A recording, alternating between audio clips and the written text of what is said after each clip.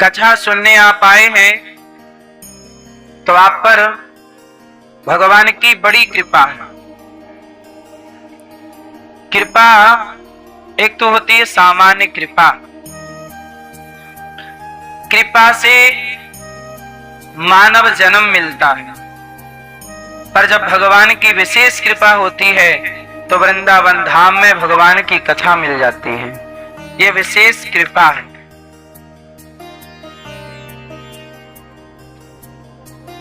प्रिय भक्तों, कथा जीवन को नई दिशा देती है। आपने कथा सुनी, आज से संकल्प लिया, भागवत जी के पोथी पाठ भी यहाँ बैठे हैं। यजमान परिवारों ने अपने पितरों की शांति सदगति के लिए भागवत जी के पोथी पाठ भी बिठाए हैं। सभी ने बड़ा पुण्य किया है। जो भागवत सुनता है वह वास्तविक में पुण्य का अधिकारी होता है। सबसे बड़ा पुण्य है सत्संग करना। कुसंग करना पाप है। कुसंग करना क्या है मैया? कुसंग करना क्या है? और सत्संग करना पुण्य सबसे बड़ा क्या है? आत्म कल्याण। देखो, हम लोग सबको टाइम देते हैं, सबकी सुनते हैं, लेकिन जब आप अपने लिए टाइम निकालते हैं, जब आप अपने मन की सुनते हैं, जब आप अपने आत्मा को गंभीरता से समझते हैं, अपने आप को शांति से समझते हैं, स्वयं को जानने का टाइम कहाँ मिलता है आपको? सत्संग में। संसार को जान लिया, कितना जाना? अब यहां बैठ के खुद को जानो कि मैं कौन हूं, मेरा उद्देश्य क्या है इस धरती पे आने का। इन तमाम गहरे चिंतनों को, गहरे चिंतन तक पहुंचने का नाम सत्संग है। सोच बदलना, विचार बदलना, नए विचारों के साथ नई जिंदगी की शुरुआत करना कहां से सीखा जा सकता है? सत्संग से। सत्संग बड़ी चीज है। बड़े भाग्य पाए ही सत्संगा, बिनहि प्रयास होहि भव भंगा। बड़े भाग्य से सत्संग मिला। भागवत जी की कथा हम सुन रहे हैं। भागवत जी में 18,000 श्लोक, 335 अध्याय। भागवत जी सबसे पहले इस धरती पर परीक्षित जी ने सुना। परीक्षित जी ने जब भागवत सुनी, सुनाया किसने? शुकदेव भगवान ने। अच्छा, भागवत क्यों सुनी परीक्षित जी ने? क्योंकि परीक्षित जी के पास केवल 7 दिन बाकी थे। राजा परीक्षित जी को एक संत ने शाप दे दिया कि आप मर जाओगे आज से 7वें दिन। अब जिसे मरना ही है वो क्या करके मरे? शराब पी के मरे, कि गांजा पी के मरे, कि पुण्य करके मरे, कि पाप करके मरे? अब जिसे मरना ही है वो करे क्या? तो मरते हुए व्यक्ति को क्या करना चाहिए? मरना धर्म व्यक्ति को, जिसके मौत सिर पर नाच रही हो, वो क्या करे? तो उसे भागवत सुनना चाहिए। परीक्षित जी ने कहा कि मुझे 7 दिन में मरना है, मैं क्या करूं? कोई ऐसा उपाय बताओ कि 7 दिन में ही मेरी सदगति हो जाए। शुकदेव जी ने कहा 7 दिन बहुत है, चलो भागवत सुनो। सच्चिदानंद रूपाय विश्वोत्पत्त्यादि हेतवे तापत्रय विनाशाय श्री कृष्णाय वयं नुमः। सच्चिदानंद भगवान कैसे हैं? बोलो। सच्चिदानंद, सच्चित आनंद। ईश्वर सच्चिदानंद स्वरूप है।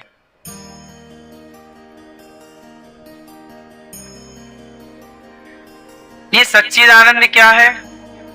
भगवान के स्वरूप का वर्णन है। क्यों मैया? ओ मैया बैठ जाओ मेरी माँ। लाल मैया बैठ जाओ वहीं। सब लोग बैठ जाओ, शोर ना करो मेरी माँ। भगवान कैसे दिखते हैं?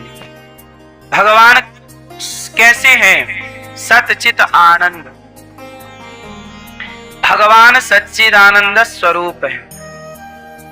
वही सत्य, वही चित, वही आनंद। करते क्या है भगवान? विश्वोत्पत्त्यादि हेतवे। क्यों मैया? भगवान क्या करते हैं?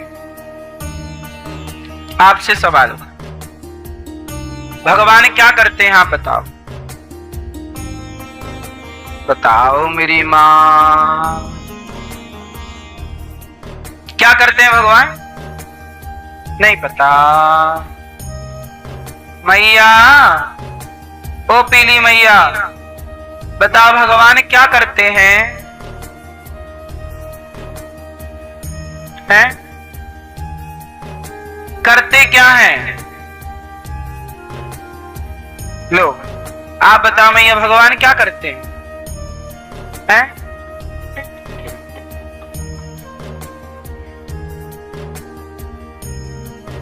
क्या करते हैं भगवान? बेटा चश्मा वाली बहन बताओ भगवान क्या करते हैं? नहीं मैया, ओ चश्मा वाली मैया, ओ मेरी माँ, क्या करते हैं? पालन। पीछे वाली मैया बताएंगी क्या करते हैं भगवान? भगवान ये दुनिया को बनाते हैं, फिर चलाते हैं, फिर उसका संहार करते हैं। दुनिया बनाना, चलाना, संहार करना। अच्छा भगवान सृष्टि का संहार कब करते हैं? पालन कब करते हैं?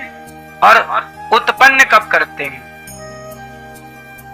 आप बताओ भगवान संहार कब करते हैं? भैया बताएंगे। बताओ संसार का संहार कब करते हैं भगवान? हैं? कब? हैं? पाप बढ़ जाता है तब। ठीक है आप बताओ भैया भगवान संसार का पालन कब करते हैं? चलो सुनो, भगवान का ये तीनों काम एक साथ चलता रहता है। सृष्टि उत्पन्न करना, पालन करना, संहार करना। देखो अभी भी आपके शरीर में कुछ नए सेल बन रहे हैं, पुराने समाप्त हो रहे हैं। अभी आपके शरीर में खाया हुआ भोजन पच रहा होगा। आप भले बैठे हैं पर आपके शरीर का सिस्टम चल रहा है। बोलो हाँ। इस बात को कहे 5 सेकेंड हो गए ना मेरी इस बात को कहे, अब 6 हो गए, 7 हो गए, बढ़ रहा ना। मतलब आपके जीवन के 6, 7, 10 सेकेंड खत्म हो गए। ये संहार चल रहा, हर सेकेंड संहार है और हर सेकेंड आपको नया जीवन मिल रहा है, पालन है। बोलो हाँ। हर सेकेंड ईश्वर सृष्टि उत्पन्न कर रहे हैं। इतनी देर में कोई चींटी ने, चिड़िया ने, बिल्ली ने, कुत्ता ने, इंसान ने कहीं ना कहीं बच्चा पैदा हो गया होगा इतनी देर में। बोलो हाँ। और इतनी देर में अभी कोई मर गया होगा, कोई मछली, कोई पशु, कोई पक्षी। इतने बड़े संसार में अभी कोई जन्म ले रहा होगा इतनी देर में, ये हो गया। और इतनी देर में कोई मर रहा होगा और इतनी देर में सबका पालन भी चल रहा है। बोलो हाँ, सही है कि गलत है? हर क्षण सृष्टि उत्पन्न हो रही है, हर क्षण पालन हो रहा है और हर क्षण संहार हो रहा है। ये काम करते हैं भगवान, 24 घंटे का काम है भगवान का। एक 3 काम है, इसलिए भगवान के रूप भी 3 है। देखो हमारी मैया भी 3 आई एक साथ, भगवान के रूप भी 3, काम भी 3 और मैया भी 3। सुनो, भगवान के 3 रूप कौन कौन से हैं? ब्रह्मा, विष्णु, महेश। सतचित आनंद। ब्रह्मा सृष्टि उत्पन्न करते हैं, विष्णु पालन, शिव संहार। तीनों को जोड़ा तो क्या बना? God. GOD। G for generator, O for operator, D for destroyer. कौन है जनरेटर? कौन? ब्रह्मा उत्पन्न कर रहे। ऑपरेटिंग कौन? विष्णु पालन। संहार कौन? डिस्ट्रॉयर कौन? शिव संसार का संहार। इसी को कहते हैं गॉड। क्या बोलते हैं? ओ माई गॉड। गॉड जो है परमात्मा, 3 काम, उत्पन्न पालन संहार। मैं इतनी देर में आपके सामने बैठा हुआ, मेरे शरीर में इतनी देर में बदलाव आ गया। आप हर क्षण बदल रहे हैं। बोलो हाँ। पर पालन इतना सूक्ष्म करते हैं भगवान कि आपको पता नहीं चलता। क्यों? लड़कपन से जवानी कब आ गई पता नहीं चला, जवानी से बुढ़ापा कब आ गया पता नहीं चला। ये संहार ही तो है। लड़कपन का संहार हुआ, जवानी प्रकट हो गई। जवानी का संहार हुआ, बुढ़ापा प्रकट हो गया। फिर बुढ़ापे का पालन। ये क्रम, ये भगवान का रोज का काम है। विश्वोत्पत्त्यादि हेतवे तापत्रय। इस संसार का हर जीव, हर व्यक्ति परेशान है। इस संसार में परेशान कौन है? कौन? इस संसार में परेशान कौन है? आप बताओ लाल मैया, कौन परेशान है? नहीं, आप परेशान हो? नहीं मैया। ए भैया चश्मा वाले, ओ लाला कहाँ देख रहे हैं? ये कहाँ देख रहे हो? वहां, यहां देखो सीधा सीधा। सुनो, इस संसार में परेशान कौन है? कौन? कौन पड़ोसी आपका? पूरी दुनिया। इस संसार में परेशान वो हैं जो भगवान को भूल चुके हैं। भगवान को भूल गए, परेशान। भगवान को याद रखेंगे, कोई परेशानी नहीं, कोई परेशानी नहीं। तापत्रय विनाशाय। तापत्रय, 3 प्रकार के दुख हैं। कोई तन का दुखी, कोई मन का दुखी, कोई धन का दुखी। किसी को तन का रोग है, किसी को मानसिक रोग है, मानसिक तनाव, डिप्रेशन। कोई तन का रोगी, कोई मन का रोगी, और कोई धन का रोगी, और कोई कोई कह रहा था मैं हूँ प्रेम रोगी, मेरी दवा तो कराओ। कोई प्रेम का रोग है। लड़का लड़कियों को कौन सा रोग लगा है? प्रेम रोग।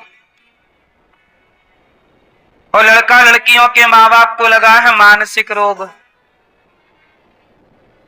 तो किसी को शारीरिक रोग, किसी को धन का रोग, परेशान सब है। इसलिए कहता हूं, सारे रोगों से बचना चाहते हैं तो आप भगवान के संयोग में आ जाइए, भगवान के पास रहो,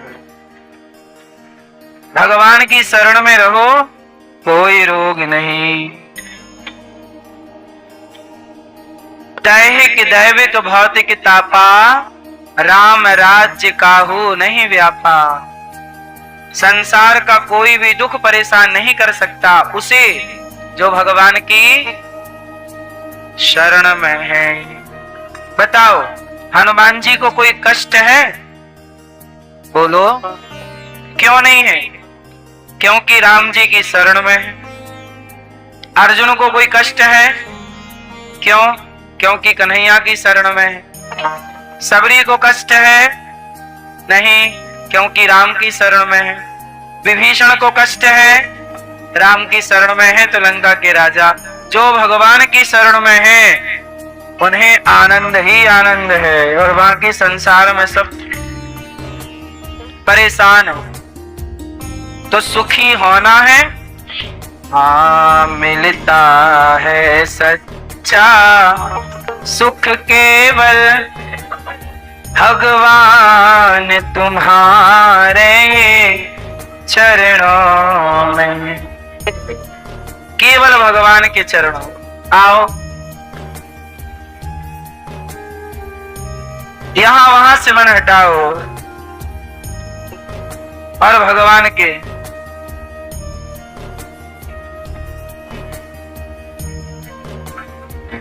जो भगवान की शरण में है ना, वो सुखी मिलता है सच्चा सुख केवल भगवान तुम्हारे चरणों में। यह विनती है पल पल छिन छिन रहे ध्यान तुम्हारे चरणों में। चाहे बैरी सब संसार बने, चाहे बैरी सब संसार बने, चाहे जीवन मुझे पर हार बने, चाहे जीवन मुझ पर भार बने, चाहे मौत गले का हार बने, रहे ध्यान तुम्हारे चरणों में। मिलता है सच्चा सुख केवल भगवान तुम्हारे चरणों में।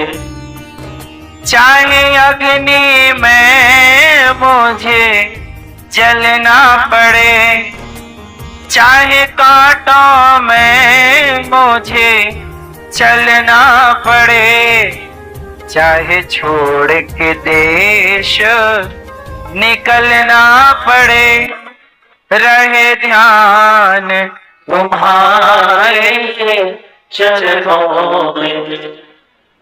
मिलता है सच्चा सुख केवल भगवान तुम्हारे चरणों में।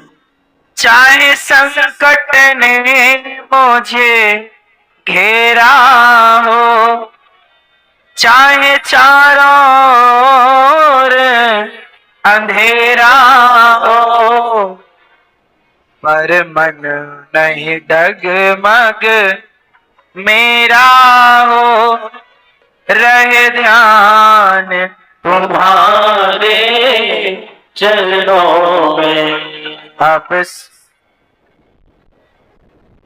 मिलता है सच्चा सुख केवल। भगवान का चिंतन हर परिस्थिति में बनाए रखो। जिह्वा पर तेरा नाम रहे, जिह्वा तेरा नाम रहे, तेरा ध्यान सुबह और शाम रहे, तेरा नाम सुबह और शाम रहे, तेरी याद में आठों याम रहे, तेरी याद में आठों याम रहे, रहे ध्यान तुम्हारे चरणों में। हर समय ध्यान भगवान का हो, और जो हो रहा है भगवान की कृपा है, ऐसी भावना बनाना ये सुख है। वरना संसार में सब दुखी है, कोई तन का दुख, कोई मन का। आपको कौन सा दुख है? क्यों मैया, आपको काय का दुख है? मैया आपको दुख है? नहीं, अच्छा है, नहीं रहे। आपको दुख है? आपको दुख है? क्यों ही आपको दुख है? भाई आपको दुख है पीछे वाले? वाह, अभी कह रहे हो दुख नहीं है, और बाद में कह रहे थे पहले, और बाद में क्या कहते हो? बड़ा दुख है, बड़ा कष्ट। अच्छा है, देखो कथा सुनने आए तो आपका सारा दुख दूर हो गया। कितनी अच्छी बात है। कथा हमें दुख से दूर ही तो करती है। कोई कितना भी दुखी हो, कथा में आ जाए, उसे लगने लगेगा मैं सुखी हूं। पॉजिटिविटी यहाँ है, सकारात्मकता है। यही ईश्वर की, जब हम भगवान की ओर बढ़ते हैं ना तो सुख आता है, और भगवान से दूर हो जाते हैं। इसलिए घर में जब आप रहते हो ना तो आप दुखी रहते हो, कोई ना कोई दुख घेरे रहता है।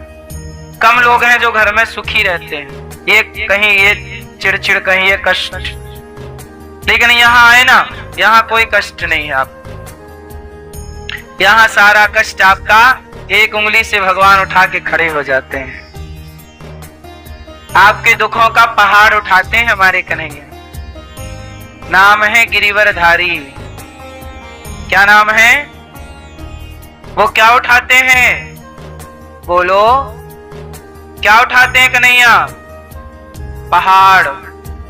कौन सा पहाड़? भक्तों के दुख का पहाड़।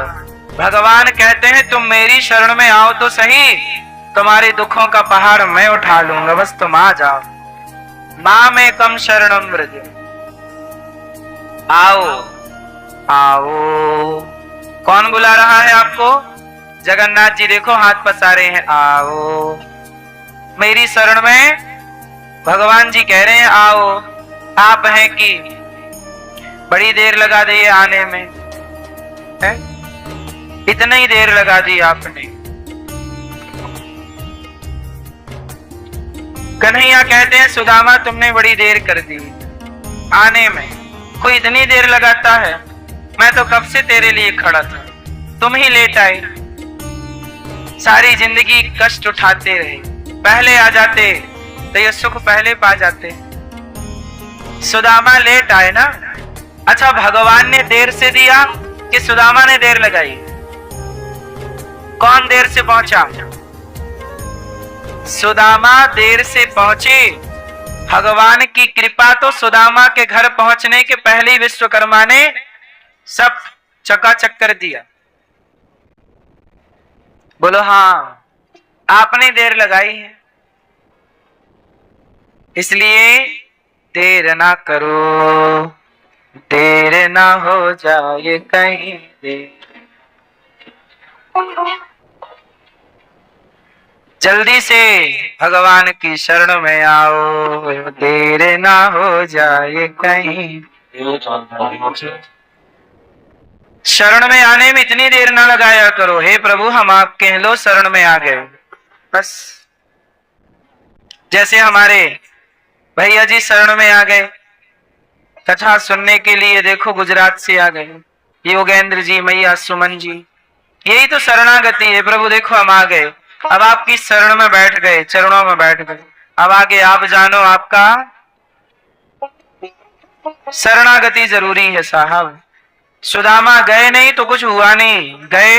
अच्छा विभीषण गए, विभीषण गए लात खा के गए।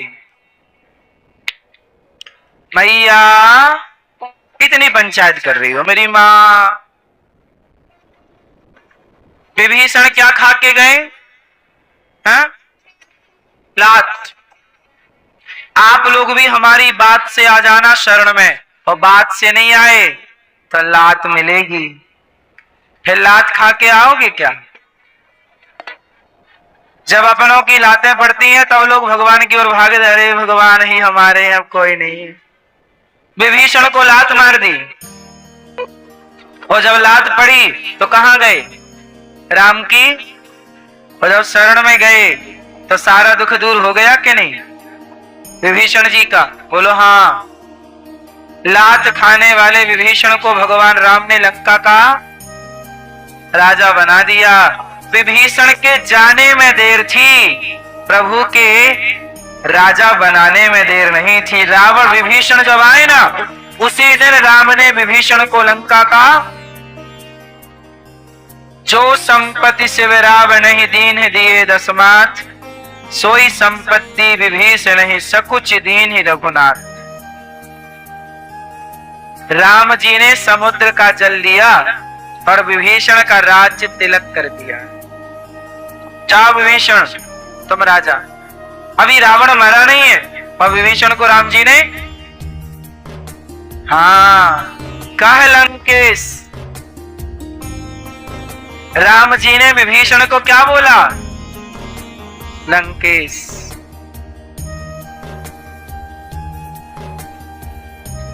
भगवान लंकापति कहते हैं विभीषण को। विभीषण जी आप लंका के राजा, लंकापति।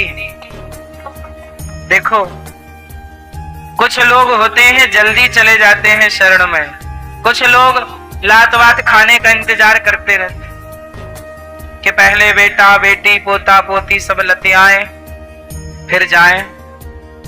इसलिए समय रहते ही भगवान की शरण में चले जाना। नाता एक राम जी से, दूजा नाता तोड़ दे।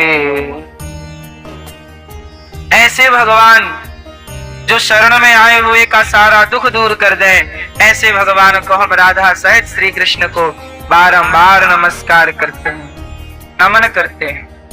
बोलिए कृष्ण कन्हैया लाल की। यम प्रव्रजन्त मनुपेत मपेत कृत्यम द्वैपायनो विरह कातरया जुहा पुत्रेति तन्मयतया तरवोभिनेदुस् तम सर्वभूत हृदयम् मुनिमानतोऽस्मि।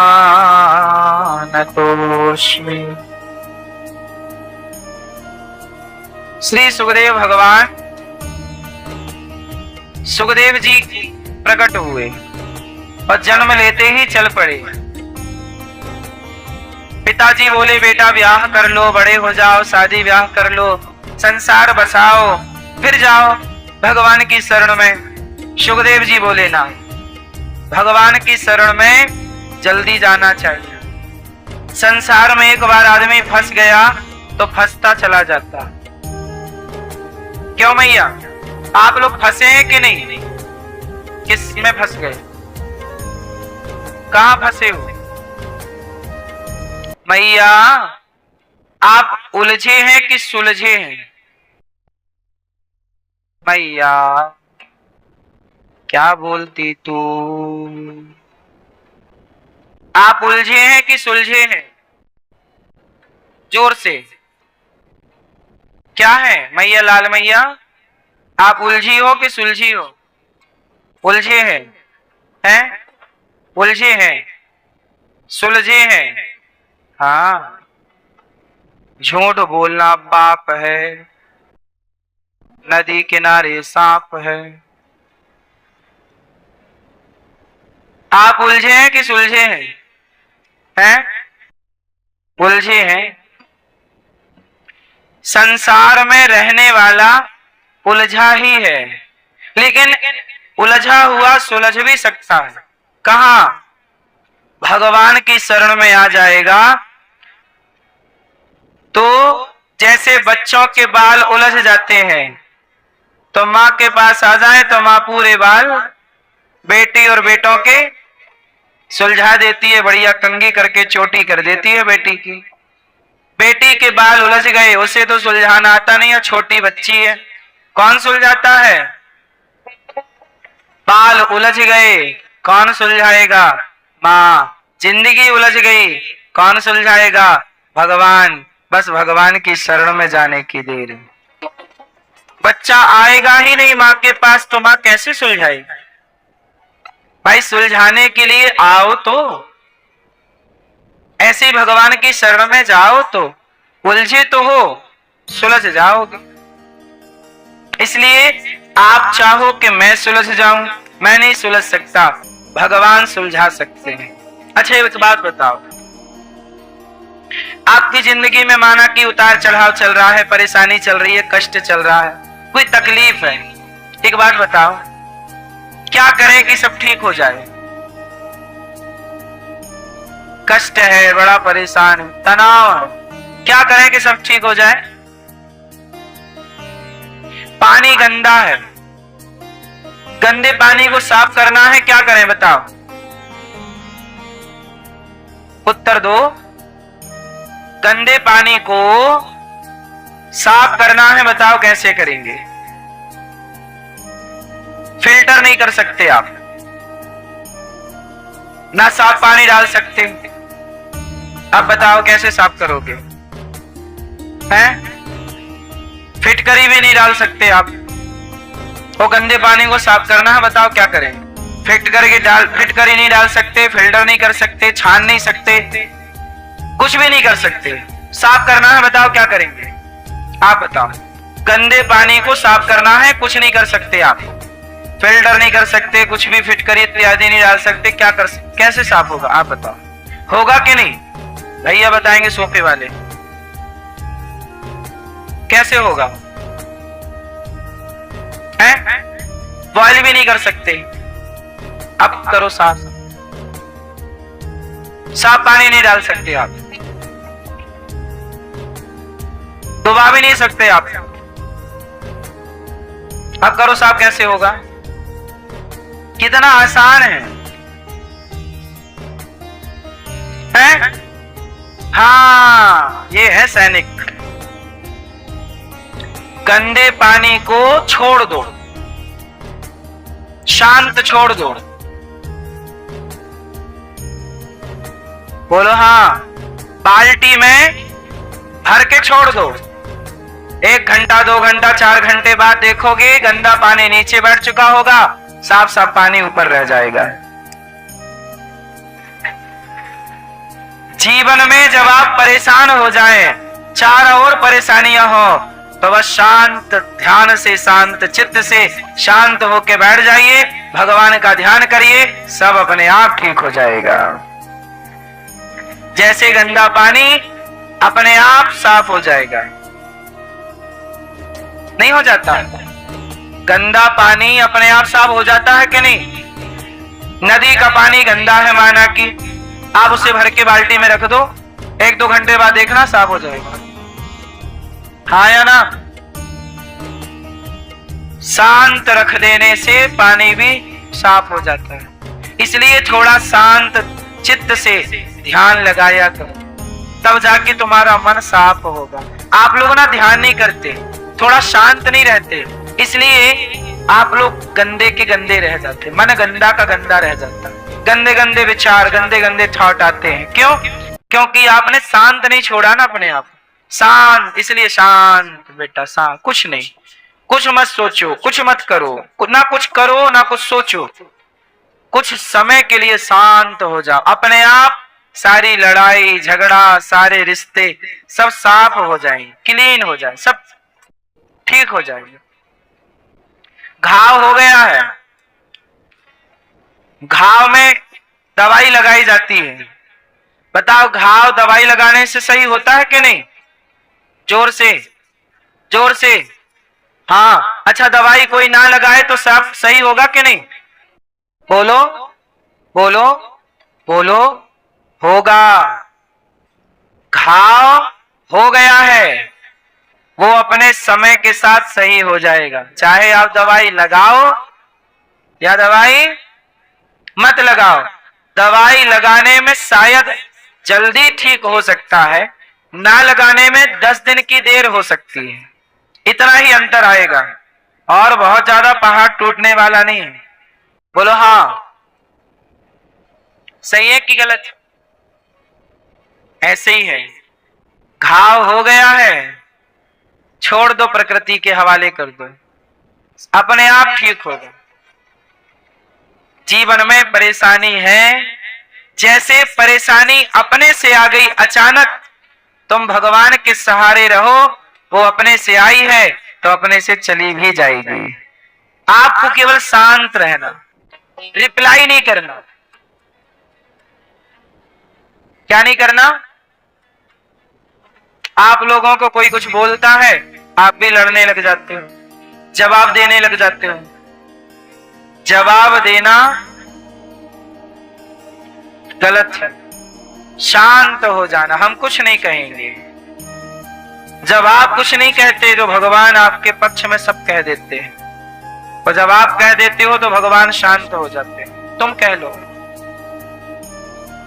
जब तुझसे ना सुलझे तेरे उलझे हुए धंधे, तब भगवान के इंसाफ पे छोड़ दे ऐ बंदे। वही तेरी मुश्किल आसान करेगा, जो तू ना कर सका वो भगवान करेगा।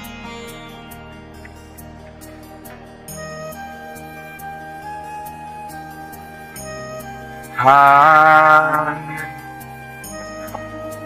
भरोसा बहुत बड़ी चीज है भैया। भगवान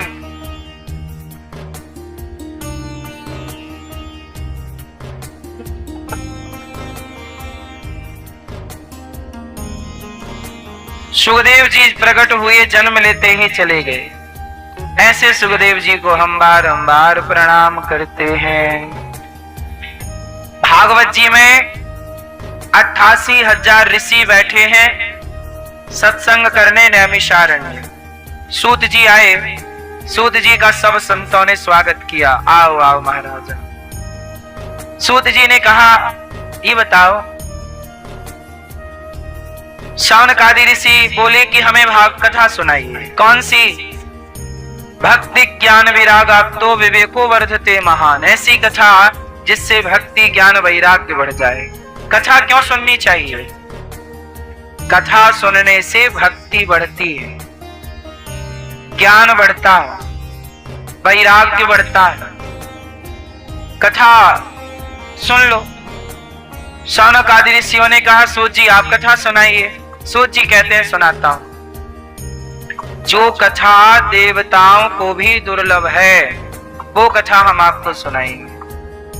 कथा कौन सुन पाता है? जिसको भगवान सुनवाना चाहते हैं। कौन समझ पाता है? जिसको भगवान समझाना चाहते हैं। भगवान ने गीता कहां सुनाई? उत्तर दो। गीता कहां सुनाई? जोर से। कुरुक्षेत्र में। कुरुक्षेत्र में अर्जुन भी थे, सेना भी थी, पांडव, धर्मराज, युधिष्ठिर, अर्जुन, नकुल, सहदेव, शकुनी, कर्ण, द्रोणाचार्य, पितामह भीष्म इत्यादि सब थे। सब थे, पर भगवान ने गीता केवल किसको सुनाई? और किसी को क्यों नहीं? सब वही थे आसपास, पर जिनको भगवान सुनवाना चाहते थे उन्होंने सुना। पितामह भीष्म ने सुना, गीता किसने सुनी? भीष्म पितामह ने भी सुनी, हनुमान जी ने भी सुनी। बोलो हाँ कि ना? मैया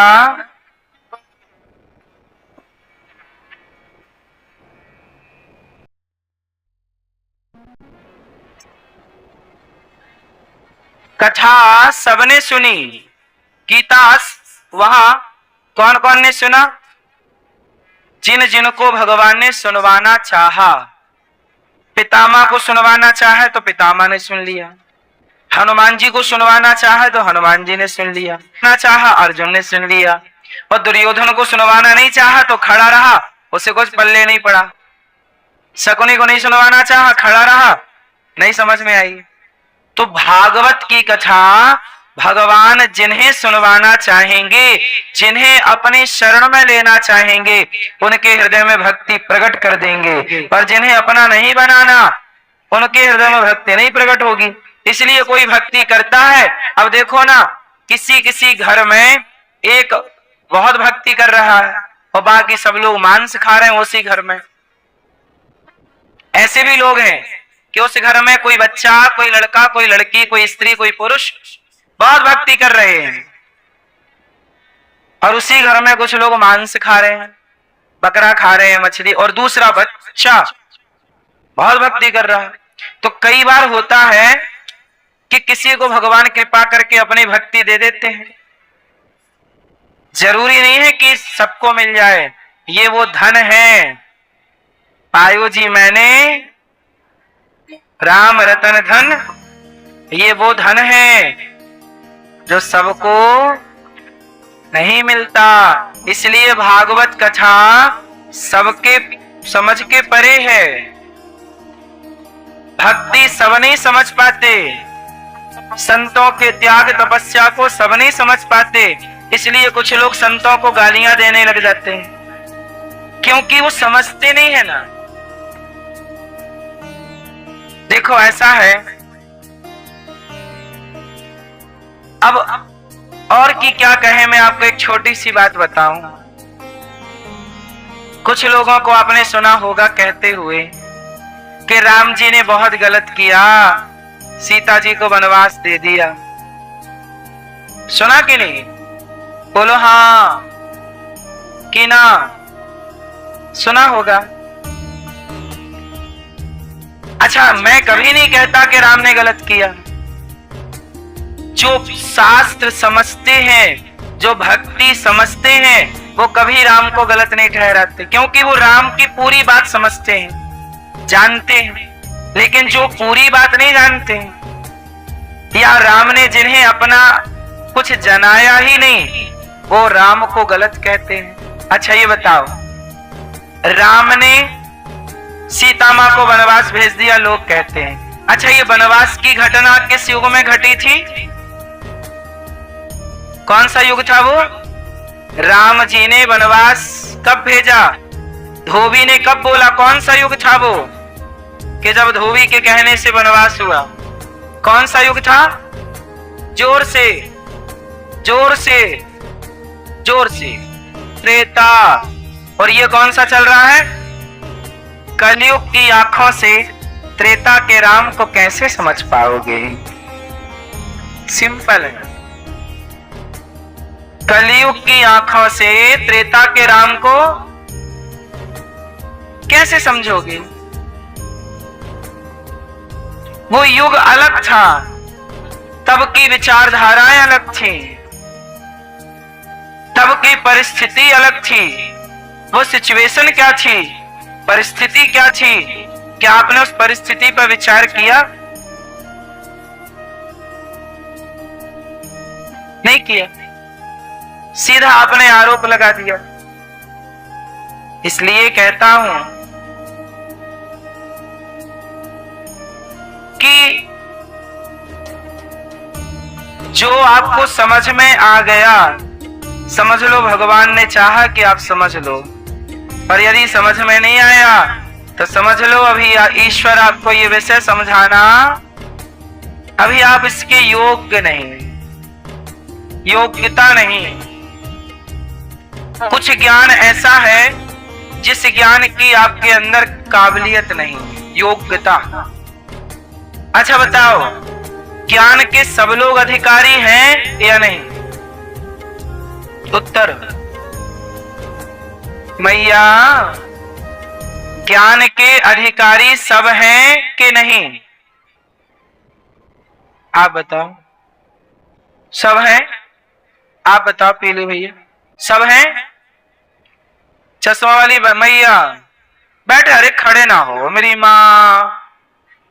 हाँ, ज्ञान के अधिकारी सब हैं कि नहीं? बोलो, सब हैं? सब हैं? सब हैं। तो अभी एक देश परमाणु बना रहा था तो अमेरिका काहे पटक दिया उसके ऊपर? बनाने देते। यदि ज्ञान के अधिकारी सब हैं तो सारे देश परमाणु क्यों नहीं बना लेते? परमाणु बनाना भी तो एक ज्ञान है। फिर काहे दूसरा देश दबाव डालता तुम नहीं बना सकते? आप तो कह रहे हो ना ज्ञान का अधिकार सबको है, तो सब क्यों नहीं बनाते फिर? और जब बनाते हैं दूसरा देश रोकता क्यों है? बोलो, उत्तर दो। पाकिस्तान के पास लग गया परमाणु, रोज धमकी देता, दिवाली आ रही है पटक दूंगा। इसका मतलब ये हुआ कि हर ज्ञान का हर व्यक्ति अधिकारी। बोलो हाँ। कुछ ज्ञान ऐसे हैं जिन ज्ञान का, जिस ज्ञान के सब लोग अधिकारी। आपको पता है कि राफेल कहां रखा है? क्यों नहीं है ये ज्ञान आपको? क्या देश की जनता को बताया जाता है कि राफेल वहां रखा है? बोलो, क्या देश की जनता को यह पता है कि तोप कहां बन रही है, ब्रह्मोस कहां बन रहा है? क्यों नहीं पता? क्योंकि कुछ चीजें गुप्त रहने से ही सही है। क्योंकि आपको पता चल जाएगा तो ये खबर दुनिया तक पहुंच जाएगी और दुनिया उसको नष्ट कर सकता है, नुकसान पहुंचा सकता है। इसलिए कुछ ज्ञान सबके लिए, बोलो, नहीं है। बात समझ में आई? ऐसे ही शास्त्रों का भी कुछ ज्ञान है कि उस ज्ञान को पाने के लिए पहले आपको अधिकारी बनना पड़ेगा। क्या बनना पड़ेगा? जैसे परमाणु बम बनाने के सारे देश अधिकारी नहीं है क्या? फिर कुछ ज्ञान ऐसा है जो सब ज्ञान सबके लिए नहीं है। जैसे अब जो ज्ञान जिसके लिए था ही नहीं, हुआ क्या कि वो ज्ञान उसको मिल गया। अब मिल गया तो वो उसका कर रहा है मिसयूज। अब जैसे उदाहरण से मैं कुछ उदाहरण आपको देता हूं। जैसे चोर के हाथ एक ज्ञान लग गया, चोर आपकी गली का, उसके हाथ एक ज्ञान लग गया शास्त्रों का। ज्ञान क्या लग गया? चोर चोरी करता है और बोलता है मैंने चोरी किया, भगवान की इच्छा के बिना तो पत्ता नहीं हिलता। खुद ने चोरी की और आरोप किससे लगा दिया? भगवान ने चोरी की, क्योंकि इनकी मर्जी के बिना। अब बताओ ये ज्ञान सही है कि गलत है? बोलो, ज्ञान तो सही है पर गलत व्यक्ति के हाथ लग गया। अच्छा बताओ, भगवान की मर्जी के बिना पत्ता नहीं हिलता, ये ज्ञान सही है कि गलत है? मैया सुन रही हो मेरी माँ? बताओ, भगवान की मर्जी के बिना पत्ता नहीं हिलता, ये बात सही है कि गलत है? हाँ? सही है। तो चोर क्या कहता है? चोरी मैंने की, पर भगवान की मर्जी के बिना तो। फिर चोर आरोप किसे लगा रहा है? अब आप जानो। अब बताओ कौन दोषी है, चोर दोषी है कि भगवान? कौन दोषी? पर चोर तो कह रहा कि भगवान की मर्जी के बिना, पर आप कह रहे हो कि बात सही है कि भगवान की मर्जी के बिना पत्ता नहीं हिलते। तो इस बात से तो भगवान ही चोर हुए, चोर के हिसाब से। अब बताओ, ये ज्ञान जो है, ज्ञान तो सही है पर गलत व्यक्ति के हाथ लग गया। इसलिए हमारे यहाँ कहते हैं सनातन में, कुछ ज्ञान ऐसा है सबके लिए नहीं। पहले आप उसके अधिकारी बनो, पहले गुरुजनों की सेवा करो, पहले आप सत्संग करो, तब उस ज्ञान को पाओगे। आजकल लोग ज्ञान सब कुछ पाना है पर अधिकारी कोई नहीं। लोग कहते हैं, कल हमसे एक जज साहब बोले कि महाराज जी हमें बहुत गुस्सा आता है, क्या करें? हमने कहा आपको लंबा सत्संग करना पड़ेगा। जब आप सत्संग करेंगे तब आपका धीरे धीरे क्रोध कंट्रोल होगा। सत्संग से ही सब कुछ होगा। अब सत्संग लंबा टाइम करने का टाइम किसे है? परिणाम सबको ही चाहता है। मन को स्थिर करने का उपाय क्या है? मन को स्थिर करेंगे तो आपको मन को स्थिर करने के लिए लंबा सत्संग चाहिए, अभ्यास, प्रैक्टिस चाहिए, तब मन कंट्रोल होगा। अब करना कोई नहीं चाहता, कंट्रोलिंग सबको चाहिए, ऐसा। इसलिए पहले उस ज्ञान के अधिकारी बनो। चलो बताओ, चोर चोरी करता है तो भगवान की मर्जी के बिना पत्ता नहीं हिलता। इसे समझाओ जरा, क्या सही है क्या गलत है? हैं? चोर दोषी है कि भगवान दोषी है? जोर से, ए मैया काहे तुम मार रही हो उसे? चलो बताओ कौन दोषी है? चोर। कैसे सिद्ध करो? चोर ने चोरी की, पर ईश्वर की मर्जी के बिना कुछ होते ही नहीं। सिद्ध करो, कैसे चोर आरोपी है, कैसे दोषी है? चलो हम कर दें, चलो सिद्ध लो। ऐसा है कि चोर चोरी करता है और चोर क्या बोलता है कि भगवान की मर्जी के बिना पत्ता नहीं हिलता। तो पहले चोर को उसके पहले का एक पाठ पढ़ना पड़ेगा। जिस पुस्तक में ये लिखा है कि भगवान की मर्जी के बिना पत्ता नहीं हिलता, उन्हीं पुस्तकों में ये भी लिखा है कि चोरी करना पाप है। तो पहले वाला ज्ञान भी तो फॉलो कर, के बाद वाला फॉलो करेगा। ये वाला ज्ञान सबके लिए नहीं। सुनो, ऐसा है जैसे, अच्छा ये बताओ, आप लोग चोरी करते हो? 1000 रुपए मिल जाए, लाख रुपए पड़े मिल जाए, चुरा लोगे? नहीं। क्यों भाई, आप चुरा लोगे? नहीं चुराओगे। आप सत्संग करते हो, आप रोज भगवान का नाम जपते हो, भगवान की याद में रोते हो। जो व्यक्ति भगवान की शरण में है उन लोगों पर यह ज्ञान लागू होता है। कौन सा ज्ञान? कि भगवान की मर्जी के बिना, सुदामा जैसे ज्ञानी, सुदामा गरीब है तो सुदामा से लोग कहते तुम गरीब क्यों हो? सुदामा बोले ये ईश्वर की मर्जी है कि मैं गरीब रहूं। सुदामा जब अमीर हो गए तो लोगों ने कहा तुम अमीर हो गए, बोले ये प्रभु की मर्जी है। सुदामा जैसे भक्त जो सब जानते हैं, जो ईश्वर की मर्जी को समझते हैं। कुछ लोग कैसे होते हैं कि सुख आता है तो भी ईश्वर की कृपा मानते हैं और दुख आता है तो भी कृपा। ऐसे भक्तों के लिए ये ज्ञान है कि जो हो रहा है ईश्वर की मर्जी से हो रहा है। लेकिन ये ज्ञान चोर के लिए नहीं था, क्योंकि चोर इस ज्ञान की पात्रता नहीं रखता। जो भक्त होगा वो चोरी करेगा ही नहीं। जिस व्यक्ति को यथार्थ में ये ज्ञान हो जाएगा कि ईश्वर की मर्जी के बिना पत्ता नहीं हिलता, पहले तो ये बताओ क्या वो व्यक्ति ये बात जान लेने के बाद चोरी करेगा? बात समझ में आई? जो व्यक्ति ये जान लेगा कि सब ईश्वर की मर्जी है, वो व्यक्ति चोरी कर ही नहीं सकता। उसका लेवल अलग है, उसकी स्थिति अलग है, उसका ज्ञान अलग है। ये दो कौड़ी का चोर जिसने केवल सेंटेंस रटा है, उसके पंक्ति के भीतर के भाव को नहीं जाना। देखो ऐसा है ना, बात रट लेना और बात पर अमल करना, दोनों बातें अलग अलग है।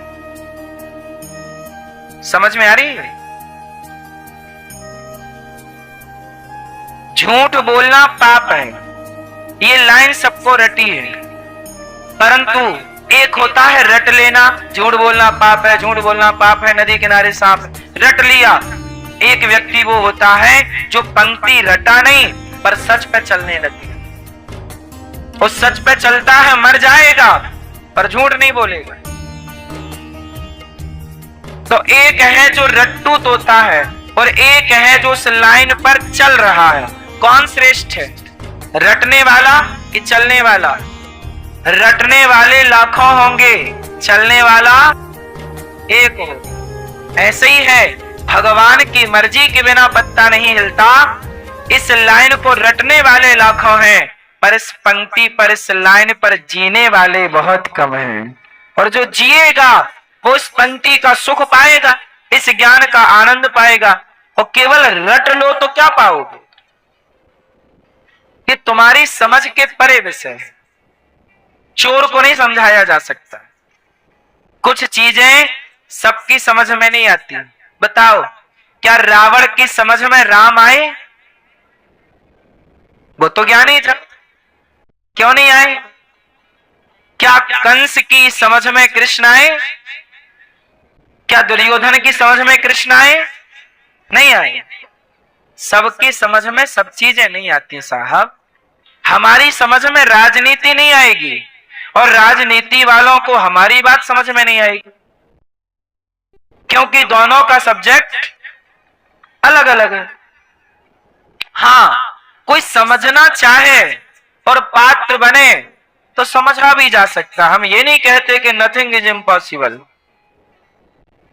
समझ पाओ, समझ सको तो सब कुछ संभव है ना, एवरीथिंग इज पॉसिबल। चाहो तो सब कुछ समझ में आ सकता है, और नहीं चाहो नहीं समझ में आएगा। इसलिए शास्त्रों की ज्ञान, शास्त्रों की, अब जैसे कुछ लोग क्या कहते हैं, कुछ लोग आरोप क्या लगाते, अरे भगवान होते तो कोई दुखी क्यों होता। जे नास्तिक लोग आरोप लगाते हैं। कुछ लोग क्या बोल रहे, अरे भगवान तो है ही नहीं, तुम भगवान भगवान जपते रहते हो। अरे भगवान होते तो कोई दुखी क्यों होता, किसी लड़की का बलात्कार क्यों होता, यदि भगवान थे तो क्यों नहीं आए। ऐसा आरोप बहुत लोग लगाते हैं। अब बताओ इस आरोप का जवाब क्या है? यदि भगवान है तो कोई दुखी क्यों है? किसी लड़की का बलात्कार, द्रौपदी की साड़ी उतरी तो कृष्ण आ गए। आज भी किसी लड़की का बलात्कार होता है, कपड़े उतरते हैं, क्यों नहीं आते भगवान? ये आरोप है नास्तिकों का।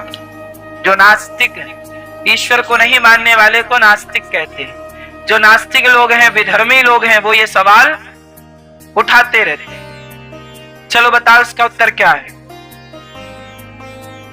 सुनो, भगवान द्रौपदी के बुलाने पर भी नहीं आए। आए? द्रौपदी अर्जुन को बुलाती रही, नहीं आए भगवान। द्रौपदी पितामह भीष्म को बुलाती रही, भगवान। द्रौपदी ने जब सबको छोड़ा और भगवान को पुकारा, भगवान के भरोसे हुई तो भगवान आए। आज भी जिनका बलात्कार हो रहा है वो भगवान के भरोसे होकर एक बार पुकारें तो सही भगवान को। तुम्हारे पुकारने में देर है, भगवान के आने में नहीं। जिस भाव से द्रौपदी ने पुकारा, क्या आज वैसा भाव किसी का है? क्या द्रौपदी जैसी आज भावनाएं हैं? नहीं। तो आप ये तो कहते हो कि भगवान नहीं आते, आप ये भी तो देखो कि बुलाने वाला द्रौपदी जैसा भी तो नहीं है। यदि उसके आने में देर है तो तुम्हारे बुलाने में भी तो देर है। तुम्हारी भी तो योग्यता द्रौपदी जैसी नहीं है। तुम्हारी भी पात्रता प्रहलाद जैसी होती तो प्रहलाद के लिए खंबे से आए तो तुम्हारे लिए भी तो आ सकते हैं। बस तुम्हारी पात्रता प्रहलाद जैसी नहीं है। लोग कहते हैं भगवान होते कोई भूखा क्यों मरता। अरे पागल, भगवान ने पांव दिए कि नहीं, हाथ दिए कि नहीं, बुद्धि दी कि नहीं, तो कमा के खा लो ना। भगवान तुम्हारे ठूसेंगे, मुंह पर डालेंगे, कुछ तुम भी करो। भगवान ने जिनको लंगड़ा बनाया है उनको जाके देखो, वो भूखे नहीं मर रहे हैं। जो चल नहीं सकते, जिनके हाथ नहीं है दोनों, वो भूखा नहीं मर रहा है, क्योंकि उसकी फिक्र ईश्वर को ज्यादा है। लेकिन तुम्हें भगवान ने हाथ पांव दिए हैं और स्वतंत्र कर दिया, जा बेटा अब कमाओ, कुछ तुम भी तो करो, सब भगवान करेगा। जब तुम नहीं थे कमाने लायक, जब तुम माँ की गोद में थे, तब दूध दिया कि नहीं तुम्हें भगवान ने? तब कौन पेट भरता था तुम्हारा? तुम्हारी माँ के आंचल में दूध किसने भरा? डॉक्टर ने भरा, तुम्हारे बाप ने भरा कि भगवान ने भरा? बोलो, हे मेरी माँ, माँ के आंचल में दूध किसने भरा? तो पेट किसने भरा? तो जब तुम बच्चे थे, जब तुम्हें जरूरत थी तो भरा उसने। अब तुम बड़े हो गए हो तो भगवान ने कहा बड़े हो गए अब कमाओ खाओ। अब बड़े होके भी क्या रोना रोते हैं, अरे भगवान होते तो कोई भूखा क्यों मरता? अरे भूखा तुम अपने कर्मों से मर रहे हो, खटिया पे पड़े हो, काम धाम कुछ करते नहीं हो, चिल्लाते हो हम भूखे। कर्म करोगे तो कोई भूखा थोड़ी रहेगा। बोलो भाई, हर चीज का दोष ईश्वर का नहीं है। आजकल ना लोग इतना आलसी हो गए हैं कि अपना दोष कोई नहीं देखता, सब भगवान को दोषी बनाते। भगवान ने ऐसा कर दिया, भगवान केवल तुम्हारा भला करते हैं, भगवान किसी का बुरा नहीं करते। तुमने अपने भी तो कर्म देखे होंगे कभी, तुम क्या कर रहे हो? जो करोगे भरना तो पड़ेगा ना साहब। कोई अपना कोई नहीं देखता, भगवान पे आरोप लगा देते। मैया, 1 घंटे के लिए आपको भगवान बना दिया जाए तो आप 1 घंटे में पागल हो जाओ। जरा सोचो, आप भगवान बन के देखो, एक वक्त इमेजिन करो कि भगवान की जगह 1 घंटे के लिए सारे संसार की जिम्मेदारी आपको दी जाए। फिर देखो, किसी के बच्चा हो गया तो कोई धन्यवाद नहीं, हे भगवान तेरा धन्यवाद बच्चा हुआ। और किसी के बच्चा मर गया, शिकायत पूरी करे, हे भगवान तेरी इतनी भक्ति की, क्या हुआ? जन्म हुआ था तब धन्यवाद नहीं मिला था ईश्वर से, पर चला गया तो शिकायत बराबर मिली। जब आपके साथ अच्छा हुआ तब आपने एक बार भी ईश्वर का धन्यवाद नहीं दिया, और बुरा हुआ तो पूरा दोष किस पे मढ़ दिया? भगवान। इसलिए व्यक्ति, अब उदाहरण देखो लो ना, गांधारी माँ ने भगवान कृष्ण को श्राप दे दिया। गांधारी माँ ने भगवान को क्या दे दिया? श्राप दे दिया। हे कृष्ण, जाओ, हम तुम्हें श्राप देती हैं। जैसे हमारे बेटे आपस में लड़कर, हमारा परिवार आपस में लड़कर समाप्त हो गया, कन्हैया तुम्हारा परिवार भी आपस में लड़कर के मिट जाएगा। जाओ, मैं तुम्हें श्राप देती हूं। दे दिया। गांधारी माँ ने आरोप किसे लगाया?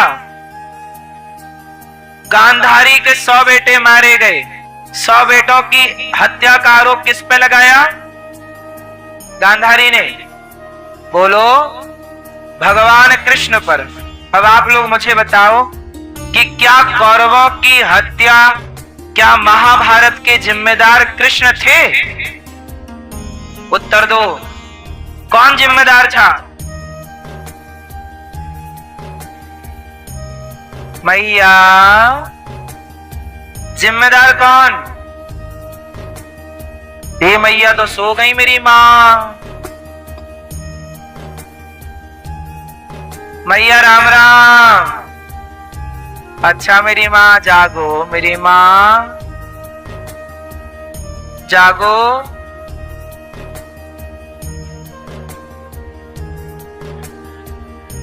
भैया बैठ जाओ वहीं जहां खड़े हो, बैठो मेरी माँ। चलो बताओ, महाभारत का जिम्मेदार कौन? भगवान कृष्ण? कौन?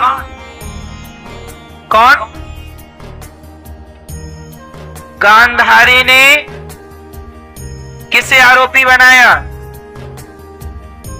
भगवान श्री कृष्ण को। गांधारी ने अपने बेटों की करतूत नहीं देखी कि मेरे बेटों ने भरी सभा में एक महिला के कपड़े उतार दिए। गांधारी को अपने छोरों की करतूत नजर नहीं आ रही है, करतूतों में तो पट्टी बंधी है। मैं नहीं देखूंगी। हाँ, क्या देखूंगी? कन्हैया दोषी। समाज में कुछ लोग गांधारी जैसे होते हैं जो अपनों की गलतियों पे पट्टी बांध लेते हैं और जिसकी गलती है ही नहीं उसे कसूरवार ठहरा देते हैं। तूने कसूर, तेरी गलती। निर्दोष को दोष दे दिया और दोषी दुर्योधन को कह दिया कल सारे कपड़े उतार के आना, मैं तुझे देखूंगी, तेरे लिए पट्टी हटाऊंगी, तुझे वज्र का बनाऊंगी। गांधारी ने दुर्योधन जैसे दुष्ट को बचाने के लिए अपनी पट्टी तक उतार दी। आंखों से पट्टी एक बार गांधारी ने उतारी थी कि कल आना, सारे कपड़े उतार के निर्वस्त्र होके आना, मेरी दृष्टि तेरे शरीर के जिस जिस अंग में पड़ेगी दुर्योधन, तेरा शरीर वज्र का हो जाएगा। दुर्योधन आया, भगवान मिल गए। भगवान बोले कहां जा रहे हो ऐसे नंग धड़ंग? बोला कि माँ के पास जा रहे हैं, माँ ने बुलाया है। भगवान बोले अरे कुछ कपड़े वपड़े तो पहन लो, शर्म नहीं आ रही है, इतना बड़ा घोड़ा नंग धड़ंग जा रहा माँ के पास। अरे बोले माँ ने कहा कैसे ही आना। अरे बोले माँ ने कपड़ा पहनने को मना किया, तुम ऐसा करो केले के पत्तों की टॉवल बना लो। पत्तों के लिए थोड़ी मना किया है, कपड़े के लिए मना किया। देखो भगवान ने केले के पत्ते की टॉवल बनाई और कमर में बांध दी। जा। दुर्योधन गया, माँ ने कहा बेटा आ गया दुर्योधन? हाँ हाँ माँ आ गया। कोई कपड़ा तो नहीं है ना? कोई कपड़ा नहीं। खोलूं पट्टी? हाँ, पट्टी खोली और माँ ने जो दृष्टि डाली तो गांधारी माँ की जहां जहां नजर गई वह शरीर दुर्योधन का वज्र का हो गया। आगे पीछे पूरा देखा पर पत्तों से ढकी कमर रह गई कच्ची। गांधारी बोली कि कमर काहे ढक रखा? बोला छना के बिल्कुल कपड़े मत रखना। अरे भैया तुम माँ हो ना, तुम्हारे सामने हमें शर्म आ रही थी। तो कन्हैया ने बोल दिया कि कमर ढक लो पत्तों से। अच्छा, ये कन्हैया ने ढकवाया है। माँ का पूरा गुस्सा फूट गया कन्हैया, और दुर्योधन की जांघें कमजोर रह गईं और भीम भैया ने जांघें तोड़ी थी गदा से, मार दिया दुर्योधन को। गांधारी माँ ने उस बेटे को बचाने में जान लगा दी जिस बेटे ने भरी सभा में एक नारी का अपमान किया था। इसलिए कहता हूं मेरी माँ कि गलत को बचाने की कोशिश मत करो। आप लोगों से प्रार्थना है गलती ही मत करो, गलत काम मत करो। और गलत कोई कर रहा है तो उसका साथ मत दो। कोई गलत कर रहा है तो उसका साथ मत दो। दुर्योधन गलत था तो साथ देने वालों को भी भोगना पड़ा। गुरु द्रोणाचार्य गलत नहीं थे पर साथ दिया इसलिए भोगना पड़ा। भीष्म पितामह गलत नहीं थे, दुर्योधन का साथ दिया इसलिए भोगना पड़ा। गलत का साथ देने वाला भी गलत हो जाता है। इसलिए आपसे मेरी विनती है कि मन भगवान में लगाया जाए। भगवान श्री कृष्ण को आरोपी मान लिया गांधारी ने, शाप दे दिया और मां के उस शाप को स्वीकार कर लिया भगवान ने। इसलिए भगवान कृष्ण का वंश आपस में अंत में लड़कर के समाप्त हो गए। 56 करोड़ यदुवंशी थे। भगवान के बेटा पोता पोती सब आपस में लड़के खत्म। भगवान कृष्ण कैसे हैं कि बच्चों का जन्म भी देख रहे हैं अपनी आंखों से और अपने परिवार की मृत्यु भी देख रहे हैं अपनी आंखों से, फिर भी होठों पे मुस्कान बनी है, यही तो भगवान।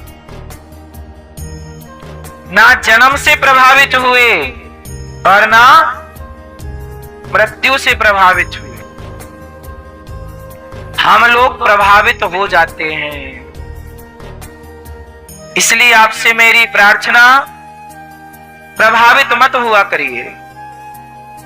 ना तो आपको जन्म प्रभावित करे किसी का, ना तो आपको मृत्यु प्रभावित करे किसी की। जन्म मृत्यु के प्रभाव से अपने को दूर रखिए, अपने को बचाइए। किससे बचाइए? संसार का कोई भी प्रभाव आप पर ना पड़े। यदि प्रभाव पड़ा तो आप परेशान हो जाओगे। मेरी माँ के कोई भी प्रभाव, संसार की हर घटना, अच्छा ये बताओ, संसार में जो हो रहा है क्या उसे आप बदल सकते हैं? जोर से नहीं। जब आप बदल नहीं सकते तो आप इन्वॉल्व क्यों होते हो? जो हो रहा है उसे स्वीकार कीजिए, क्योंकि आपका कुछ बस है ही नहीं, कहीं बस नहीं चलता आपका। इसलिए जगत का व्यवहार देखो, कोई मर रहा है, हम बचाने योग्य हैं और वो बच सकता है तो जरूर बचाना चाहिए। हमसे किसी की जान बच रही है, बचाओ। हमसे किसी की भूख मिट रही है तो रोटी दे के मिटाओ। पर आप नहीं कर पा रहे हैं और आप देख रहे हैं तो वो विधि का विधान है, वो देखना है। क्या करो?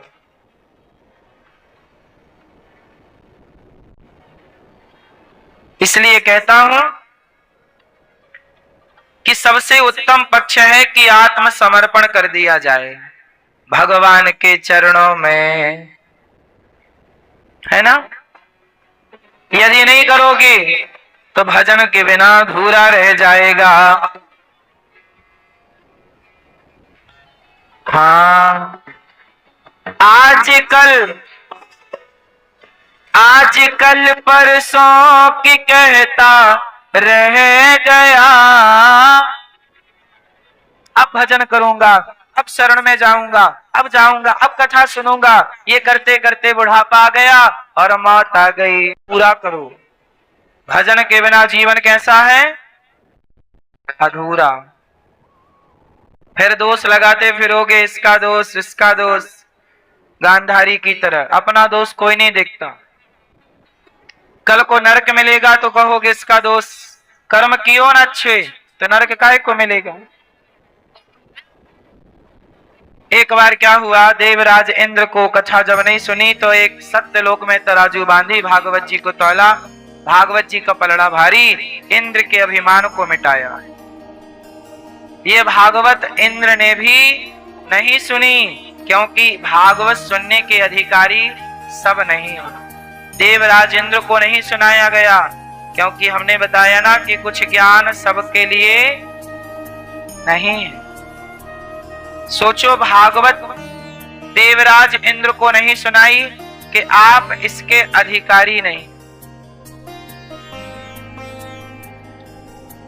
मैया बैठ जाओ, बैठो भैया।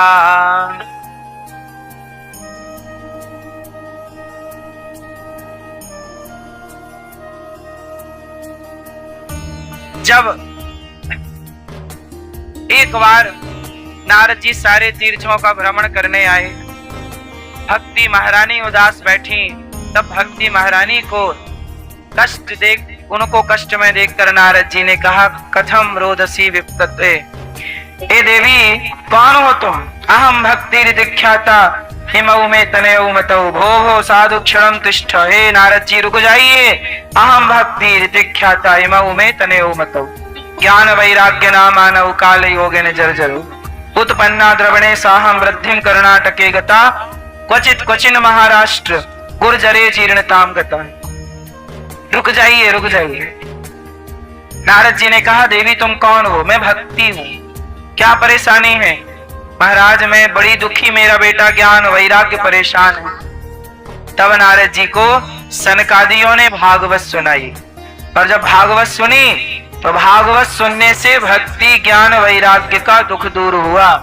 भागवत ऐसी है कि भक्ति ज्ञान वैराग्य का भी दुख दूर भागवत जी से होती है। इसलिए जब भागवत सुनी तो वहां भक्ति का दुख दूर हो गया।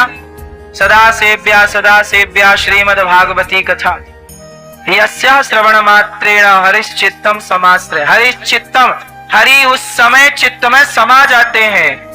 कथा श्रवण मात्रेण, जब व्यक्ति कथा सुनता है तो ईश्वर हरिश्चित्तम, भगवान हरि चित्त में समाश्रयित, समा जाते हैं। कब? जब कथा श्रवण मात्रेण, जो कथा सुनता है। आप सुनो, भक्ति ने सारा दुख दूर पाया अपना भागवत से। सनकादियों ने भागवत सुनाई, नारद जी बैठे हैं। एक प्रश्न खड़ा हुआ, हे महाराज ये बताओ भागवत सुन के कौन कौन व्यक्ति तर जाता है? भागवत किस किस को तारती है?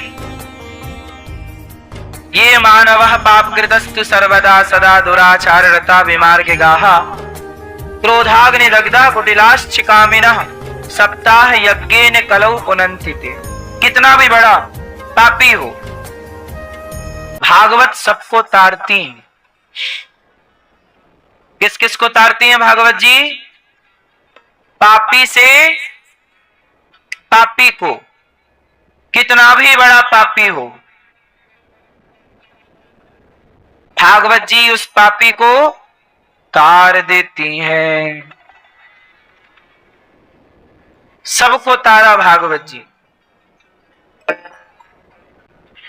नारद जी बोले किसी को तारा तो उसका उदाहरण दीजिए। तब एक कथा सुनाई। एक तुंगभद्रा नदी के किनारे पंडित जी रहा करते थे।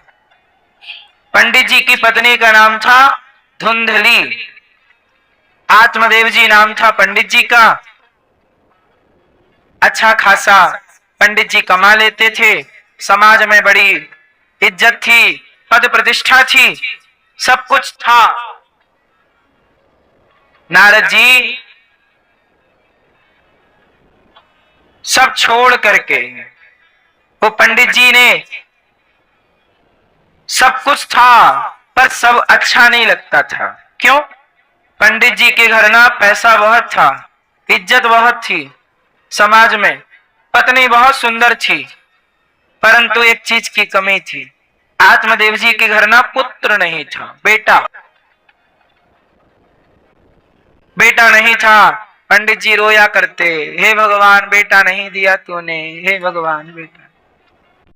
बहुत रोया करते, लोग ताने मारते, तुम्हारे बेटा नहीं है, तुम्हारे बेटा नहीं है। आत्मदेव जी एक दिन रोते रोते ना घर छोड़ के चले गए। जंगल में जोर जोर से रोने लग गए। एक संत ने सुना कोई रो रहा है, संत जी गए। कथम रोदसी विप्रत्वम काते चिंता बलीयसी बदत्वम सत्वरम मह्यम स्वस्य दुःखस्य कारणम। हे ब्राह्मण क्यों रो रहे हो, क्या हुआ? तब कहा पंडित जी ने, धिक जीवितम प्रजाहीनम धिक ग्रहम च प्रजाविनम। मेरे कोई पुत्र नहीं है, मैं इसलिए परेशान हूं। संत जी ने समझाया कि बेटे के लिए रोने की जरूरत नहीं है। अच्छा एक बात बताओ मेरी माँ, संसार के लोग ना, सब लोग कोई ना कोई दुख लिए बैठे हैं। किसी को बेटा नहीं है, इस बात का दुख। बेटा है, सुनता नहीं है, इस बात का दुख। बेटा सुनता भी है, उसकी शादी नहीं हो रही है, इस बात का दुख। शादी हो गई, अच्छा जॉब नहीं मिल रहा है, इस बात का दुख। जॉब भी मिल गई, शादी भी हो गई, अब बहू के बेटा नहीं हो रहा है, इस बात का दुख। बेटा हो गया, बड़ा नालायक निकल गया, इस बात का दुख। सारी जिंदगी व्यक्ति दुखी,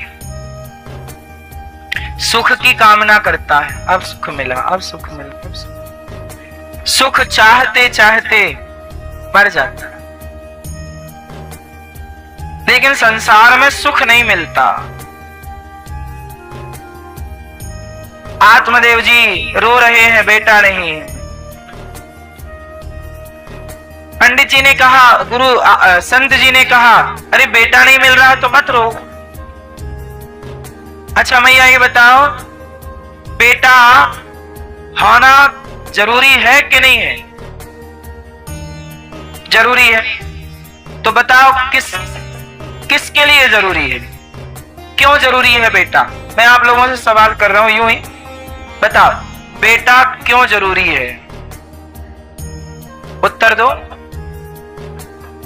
वंश बढ़ाने के लिए। ये संसार आपका है कि भगवान का है? बोलो, भगवान का। तो संसार में कौन किसका वंश बढ़ेगा नहीं बढ़ेगा ये आप तय करोगे कि भगवान? हाँ,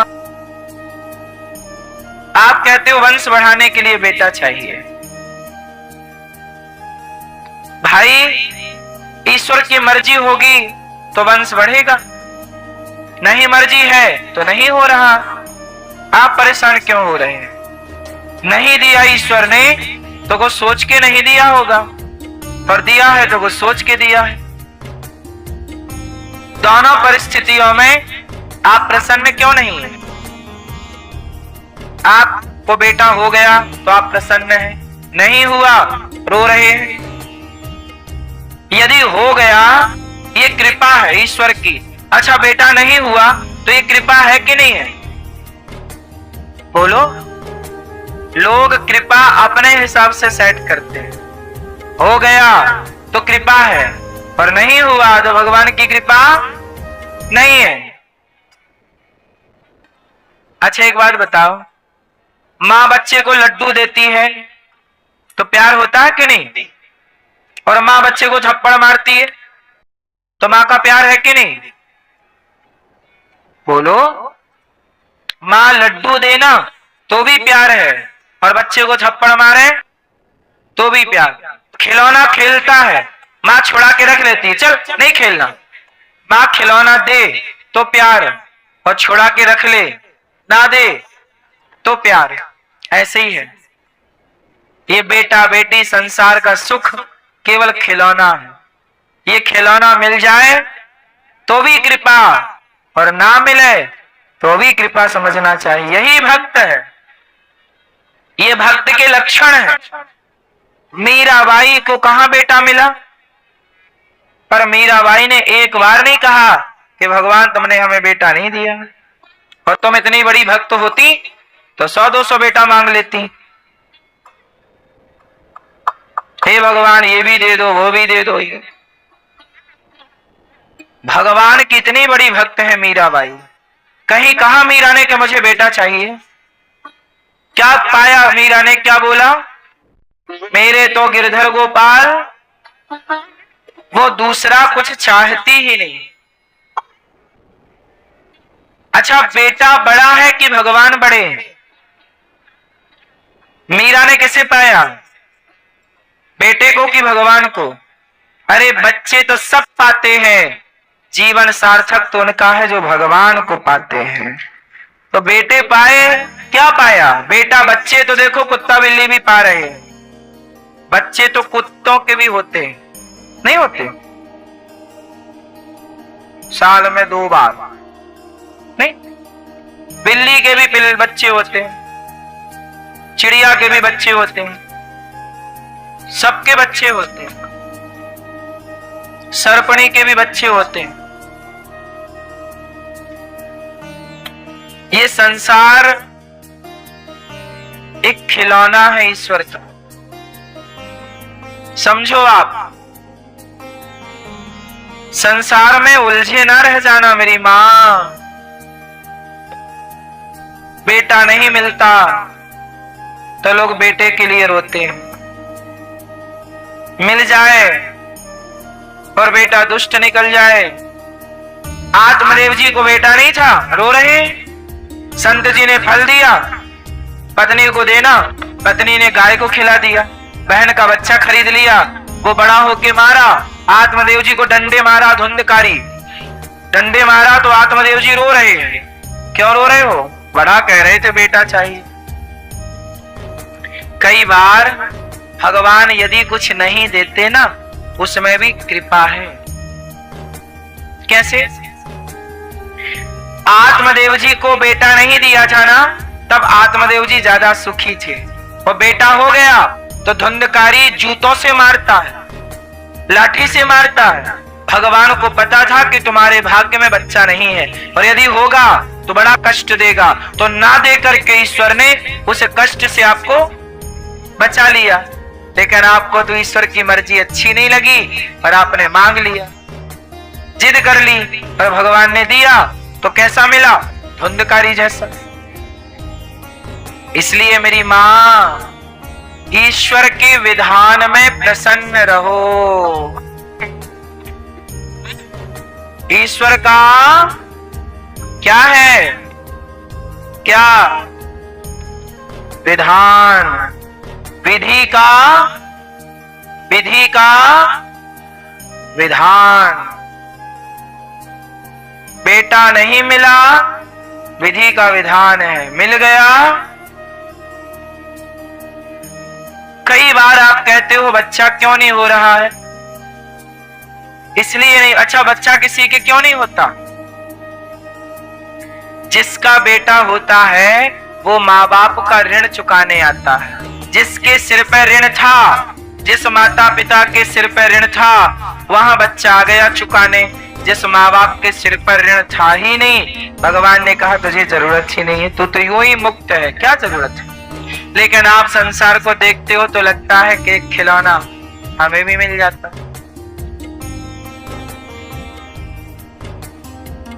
दुनिया वाले बड़े ताने मारते, अरे तेरे तो बच्चा नहीं है। किसी को ताने क्यों मारते हो? जो दूसरों पे हंसते हैं ना, बहुत जल्दी तुम पर भी लोग हंसेंगे, क्योंकि आप दूसरों पे हंसते हैं। आप दूसरों पे आरोप लगाएंगे तो लिख लो मेरी बात, आप पर भी आरोप लगेंगे। बहुत दूर छोड़ी है। तुम दूसरों की बहू के लिए हंस रही हो ना, उसके बहू के बेटा नहीं है, तुम्हारी भी आएगी बहू, फिर वो रोएगी बच्चा नहीं हो रहा, फिर तुम जाओगे भगवान बेटा नहीं। तुम तो बड़ा हंस रही थी, दूसरे के लिए तो बहुत मजा आ रहा था। अब God mills grind slow but sure. ईश्वर के घर देर है। किसी का मजाक भी क्यों उड़ाना है? कोई अंधा है, मजाक क्यों उड़ा रहे हो? लंगड़ा है, मजाक क्यों उड़ा रहे हो? किसी के बच्चा नहीं हो रहा है, मजाक क्यों उड़ा रहे हो? होता है किसी किसी को नहीं हो रहा है, कोई कमी है, शारीरिक संरचना ऐसी, डॉक्टर ने मना कर रखा है इसके पेट में बच्चादानी ही नहीं है। बहुत केसों में होता है कि स्त्रियों के पेट में कई बार वो प्रॉब्लम हो जाती है कि जो जिससे बच्चा नहीं होता। बोलो हाँ, फिर इसमें उसका क्या दोष है? हम क्यों किसी का मजाक उड़ाएं? हम क्यों किसी के आंखों के आंसू के कारण बने? कारण बनना है तो आंसुओं का नहीं, मुस्कान का कारण बनिए। क्या आपकी वजह से किसी के होठों पे मुस्कान आए? रोते को हंसाओ, बसी बसाई जिंदगी में आग ना लगाओ।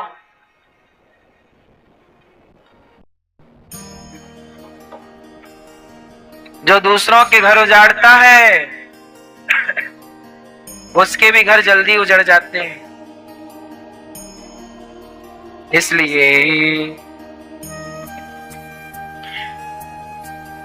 भगवान को पाना, बेटे से पाना, बेटे को पाने से ज्यादा श्रेष्ठ भगवान को पाना है। बेटे पा गए। आप जितनी महिलाएं यहां बैठी हो, पुरुष बैठे हो, लगभग सबके बेटा है, सबके बच्चा, लगभग लोगों के यहाँ पा लिया ना बच्चा आप लोगों ने। तो पा के कौन सा गढ़ जीत लिया? क्या कर लिया आपने? कौन सा बड़ा काम कर लिया? बच्चा पैदा कर लिया। ये तो कुत्ते बिल्ली भी कर रहे हैं। भगवान को पाओ तो जाने कि आपने बड़ा काम किया है। हाँ, ईश्वर को पाए।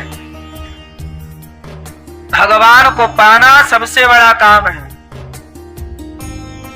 बोलो हाँ, मीराबाई ने बड़ा काम किया। किसे पाया? भगवान को पाया। ऐसी लागी लगन, मीरा हो गई मगन। मैं ऐसी लगन लगी कि मीरा मगन होकर के, वो तो गली गली हरि गुण, राणा ने विष दिया मानो अमृत पिया, मीरा रानी दीवानी कहाने लगी। वो तो गली गली हरि गुण, और मैया अपना मोबाइल बिटिया से चलवाने लगी।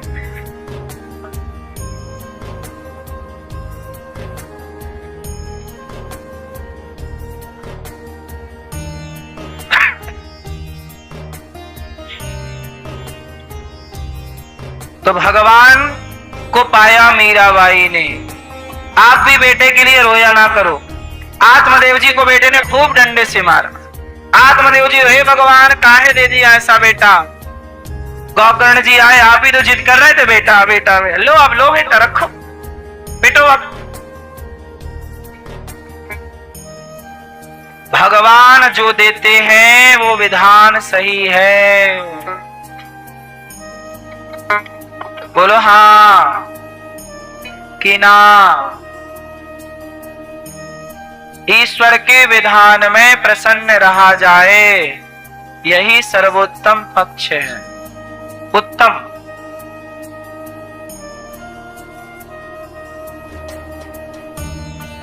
कई बार आप लोग ईश्वर की बात स्वीकार नहीं करते। अब उदाहरण से समझो। मैया, अयोध्या का राजा कौन बनेगा? राम। दशरथ जी ने घोषणा कर दी, कौन बनेगा? जोर से। अच्छा, दशरथ जी चाहते हैं कि अयोध्या के राजा राम बने। अयोध्या की प्रजा भी चाहती है कि अयोध्या के राजा, और विधि का विधान भी चाहता है कि अयोध्या के राजा। लेकिन कैकेयी चाहती है कि ना, मैं विधि के विधान को मिटाऊंगी और अपने बेटे को राजा बनाऊंगी। और कैकेयी माँ ने एंट्री मार ली बीच में। दशरथ जी, राम को वनवास, मेरा बेटा राजा बनेगा। बोलो हाँ। कैकेयी माँ ने किसे चैलेंज कर दिया? विधि के, जोर से, विधि के विधान को चैलेंज कर दिया। ए विधाता, तेरी लेखनी में कुछ गड़बड़ हुआ है। अयोध्या का राजा राम नहीं है, अयोध्या का राजा भरत है। मैं देख तेरी लेखनी को गलत साबित करूंगी। देख, मैं अपने बेटे को राजा बनाऊंगी। चैलेंज कर दिया विधि के विधान को। कैकेयी मां ने वनवास भेज दिया राम को, भरत को राजा बनाने का वरदान ले लिया। भरत जी आए, पिता का संस्कार किया, सभा लगी। वशिष्ठ जी ने कहा, भरत अयोध्या के राजा बनो, क्योंकि आपके पिता का ये वचन है और आपकी मां यही चाहती है कि आप अयोध्या के राजा बनो, राज तिलक होगा। क्या भरत जी ने सिंहासन स्वीकार किया? भरत जी बोले, गुरुजी, मैं राजा बनूंगा तो पृथ्वी डूब जाएगी पानी में। क्यों? अभी मैं राजा बना नहीं, केवल मेरे राजा बनने की बात चली तो मेरे पिताजी मर गए, मेरे भाई का वनवास हो गया, मेरी भाभी मां वनवास चली गई, मेरा छोटा भाई लक्ष्मण का वनवास हुआ। अभी मैं राजा बना नहीं और राजा बनने का केवल चर्चा चली, इतना विनाश हो गया। मैं राजा बन जाऊंगा तो पृथ्वी डूब जाएगी। गुरुजी, मुझे राजा ना बनाओ। कैकेयी ने लाख प्रयास किया, विधि के विधान को बदलने का प्रयास किया, पूरा उथल पुथल कर दिया। और बताओ, क्या कैकेयी विधि के विधान को बदल पाई? कैकेयी मां विधि के विधान को ना बदल पाई। कल राजा बनने वाले थे राम, तो कैकेयी ने विधि के विधान में बस इतना बदलाव कर दिया कि कल राजा बनने वाले राम को 14 साल बाद राजा बनना है। पर बने कौन? कैकेयी मां ने चैलेंज कर दिया, चैलेंज किया विधि के विधान को, तो क्या मिला? पति हाथ से निकल गया, दशरथ जी की मृत्यु। और बेटे ने कैकेयी को मां कहने से मना कर दिया, आज के बाद मैं तुम्हें अपनी मां नहीं कहूंगा, तुम मेरी मां नहीं हो। आज तक किसी बाप ने, तब से आज तक किसी ने अपनी बेटी का नाम कैकेयी नहीं रखा। बोलो, कोई कैकेयी का नाम नहीं लेता। कौशल्या नाम रखते हैं लोग अपनी बेटियों का, सुमित्रा नाम रखते हैं, पर कैकेयी नाम, हाँ, चैलेंज कर दिया ना ईश्वर को, विधि के। इसलिए स्वीकार करो, चैलेंज ना करो। चैलेंज करोगे तो कष्ट उठाना पड़ेगा। इसलिए आपके भाग्य में दुख है, सुख है, हानि है, लाभ है। मेहनत करो, प्रयास करो, अच्छा करो, अच्छी सोच रखो, अच्छी मेहनत करो, पर अच्छा करने के बाद भी जो मिल रहा है उसे ईश्वर का प्रसाद समझ के स्वीकार करो। वो ईश्वर का वो प्रसाद है। मेहनत तो बहुत कर रहे हैं, फिर भी सफलता नहीं मिल रही, कोई बात नहीं, और मेहनत करो, और आगे बढ़ने का और कुछ प्रयास करो। कई बार आप जज बनना चाहते हैं, IAS IPS बनना चाहते हैं, एक एक नंबर से आप रह जाते हैं। आप रह जाओ तो परेशान ना हो। आपको कलेक्टर बनना था, सेना में जाना था, पुलिस का फॉर्म डाला, एक नंबर से रह गया, रेलवे का फॉर्म डाला, एक नंबर से रह गया। आप रो ना, परेशान ना हो। यदि एक नंबर से रह गया है तो भगवान ये कहना चाहते हैं कि एक मौका और दे रहा हूं, अब यहां तो मन लगाया है, लगाया रहे, थोड़ा बिजनेस व्यापार पे ध्यान दे, तेरे को वहां मैं आगे बढ़ा सकता हूं। कई बार व्यक्ति एक जगह से असफल होता है और दूसरी जगह सफल हो जाता है, या दूसरी बार सफल हो जाता है। लेकिन कई बार लोग ना आत्महत्या कर लेते हैं। IAS बनना था, एक नंबर से रह गए, चलो हम मर जाते हैं, चलो आत्महत्या कर लेते हैं। 10वीं क्लास के बच्चे, 12वीं क्लास के बच्चे, आपने देखा एग्जाम आने के 2 दिन के अंदर अखबार भर जाते हैं कि वहां एक बच्चे ने आत्महत्या कर ली, फांसी लगा ली। सही है, गलत है? क्यों? आपने अपने बच्चों को जिंदगी जीना नहीं सिखाया, परिस्थितियों से लड़ना नहीं सिखाया। हार गंदी चीज नहीं है साहब, हार भी कई बार गले लगानी पड़ती है। कई बार हार आपको जीत के करीब ले जाती है। असफलता कई बार सफलता के एक कदम और पास ले जाकर खड़ी कर देती है। हारना भी कई बार जरूरी है। क्यों कि नहीं? भगवान कृष्ण भी एक बार हारे हैं। बोलो हाँ, किससे? जरासंध को 17 बार हराया हमारे कन्हैया ने, और 18वीं बार उससे हार के भाग गए। तो जो 17 बार हराए वो 18वीं बार हारे क्यों? भगवान कहते हैं कि जीवन में केवल जीत ही जरूरी नहीं है, कई बार रिश्तों में हार जाना भी जरूरी है। अपनों के आगे हार जाना भी जरूरी है। इसलिए बच्चे अच्छे नंबर लाएं, अच्छी बात है। कम नंबर लाएं, फेल हो जाएं, तो भी परेशान होने की जरूरत नहीं। आप फेल हो गए इसका मतलब ये छोड़ी है कि आपके सफलता के दरवाजे बंद हो गए। एक दरवाजा बंद हुआ तो हजारों दरवाजे खुले हैं, कहीं से भी आप आगे बढ़ो। बोलो हाँ। इसलिए माँ बाप का बड़ा दबाव रहता है बच्चों के ऊपर, नंबर लाओ, काहे पीछे पड़े हो नंबर के। 40-50 नंबर ले आए बहुत है। 80 लाओ, 80-90 लाओ। ज्यादा नंबर लाने वाले कम नंबर वाले लोगों के यहाँ नौकरी करते मिलेंगे, आप चेक कर लेना। इसका मतलब ये नहीं कि आपको पढ़ाई नहीं करनी, पढ़ाई करनी है, नंबर अच्छे लाने हैं। इसका मतलब ये है कि पढ़ाई को पढ़ाई एंजॉय करके करो, आनंद के लिए करना है, परेशान होने के लिए नहीं कि आप आत्महत्या कर लो,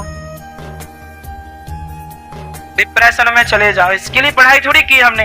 पढ़ाई सुख के लिए की जाती है, अपने को काबिल बनाने के लिए की जाती है। पढ़ाई इसलिए नहीं की जाती कि हम डिप्रेशन में चले जाएं। क्यों? पढ़ाई सुख है कि भाई हमें ये गुण आता है, हमारे पास एक टैलेंट है। क्यों? पढ़ाई करके लोग आजकल बच्चे क्या कर रहे हैं? परेशान है। इसलिए असफलता भी कई बार जरूरी है। हम आपको केवल ये बात इसलिए कह रहे हैं कि बेटा मिले अच्छी बात, ना मिले अच्छी बात, ईश्वर को चैलेंज ना। सुख मिले दुख मिले हानि मिले, जो तेरी मर्जी, ठीक है। हम मेहनत तो करेंगे।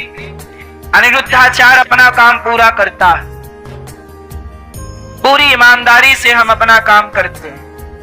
आप सब कथा सुनने आए, ज्ञान की सारी बातें आपको बताई जो आपके जीवन में जरूरी है, वो हर बात आपको हमने बताई। अपना कर्म ईमानदारी से किया ना। अब इस कर्म का फल हमें कितना मिलेगा, क्या मिलेगा, ये मैं तय नहीं करूंगा और आप तय नहीं करोगे, विधाता भगवान तय करेंगे। मैं बेहतर कर्म करता हूं, मुझे मिलेगा क्या, ईश्वर जाने।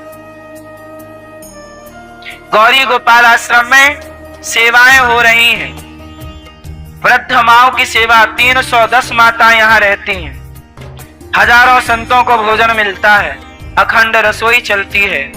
यहाँ पर 150 बच्चे गुरुकुल में निःशुल्क पढ़ते हैं, हजारों गाय यहाँ रहती हैं। गायों 400 गाय और 125 नंदी, 550 गौवंश, 550 लगभग। इस सारी सेवाएं 30,000 लोग यहाँ पर डे भोजन निःशुल्क पाते हैं। ये सारी सेवाएं चलती हैं, पर मैं टेंशन नहीं लेता। क्यों? क्योंकि भरोसा है कि जिसने आज की सेवा, आज की रोटी की व्यवस्था की, वही परमात्मा कल की व्यवस्था भी करेगा। हम कल के लिए परेशान क्यों हो? आप लोग कल के लिए परेशान हैं, कल क्या होगा? अरे कल जब आएगा पता नहीं कल हम रहे ना रहे। इसलिए बिंदास आज जियो और रात को ऐसे सो कि आज हम मर गए, कल फिर जागेंगे तो फिर भगवान करेंगे सब। चिड़िया घोंसले में जाती है तो कल के लिए कुछ दाना इकट्ठा करके ले जाती है? बोलो, चिड़िया कल के लिए जोड़ती है क्या? नहीं। कल के लिए परेशान 84 लाख योनियों में कल के लिए परेशान केवल मनुष्य है। ना कुत्ता कल के लिए परेशान है, ना गधा कल के लिए परेशान है, ना 84 लाख योनियों में चींटी। कोई भी कल कर के लिए परेशान हो तो बताओ मुझे, कौन परेशान? बोलो। 84 लाख योनियां बनाई विधाता ने। इन 84 लाख योनियों में कल की चिंता किसी को नहीं है, आपको है। क्यों? किसी को क्यों नहीं है कल की चिंता? क्योंकि हर जीव जंतु को भगवान पे भरोसा है कि जिसने आज दिया है वही कल देगा। लेकिन आप मनुष्य ऐसे हैं कि आपको भगवान पे तनिक भी भरोसा। मेहनत करो साहब, कर्म करो, पर चिंता क्यों करनी है कल की? कर्म करने का बोल रहा हूं, कर्म करो, मेहनत करो, कमाओ, चिंता मत करो। जिसने आज दिया है वो कल भी देगा। चलो, महीने भर का आपने आटा जुगाड़ कर लिया, प्रकृति ने भी थोड़ा थोड़ा बनाया है। देखो, आप गेहूं पिसवाते हो, आटा कितने दिन चलता है? बोलो 15 दिन। नहीं, 15 दिन बाद अपने आप आटा खराब होने लगता है। प्रकृति भी कहती है कि 15 दिन से अधिक का संग्रह ना हो। नहीं, लेकिन आपको तो 15 पीढ़ी का संग्रह करना है। 15 पीढ़ी, 4 पीढ़ी आगे के लिए प्लानिंग चल रही है। इसलिए आपसे कहता हूं, वर्तमान में रहा करो। कल किसने देखा है, आज हम खोए क्यों? कल किसने देखा, आज को हम खोए क्यों? और जिन घड़ियों में हंस सकते हैं, उन घड़ियों में रोए क्यों? जो समय हमारा हंसते गुजर सकता है, कल की चिंता करते उस समय को हम बिगाड़ें क्यों? कल की चिंता में समय बिगड़ता है। इसलिए आज रहो बिंदास। कल भगवान पर छोड़ दो। आज हम खोए क्यों? कल की चिंता में रोए क्यों?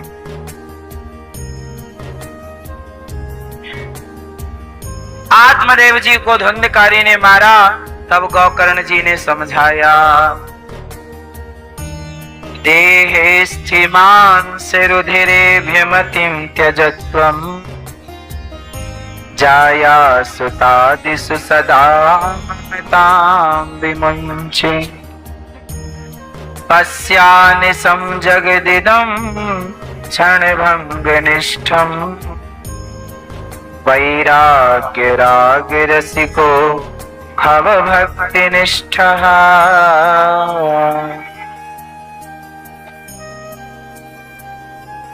देहे स्थिमांस रुधिरे भीमतिम तजत्वम, जाया सुतादिषु सदा ममतां विमुञ्च। पश्यानिशं जगदिदं क्षणभंग निष्ठम, वैराग्य राग रसिको भव भक्ति निष्ठः। गोकर्ण जी ने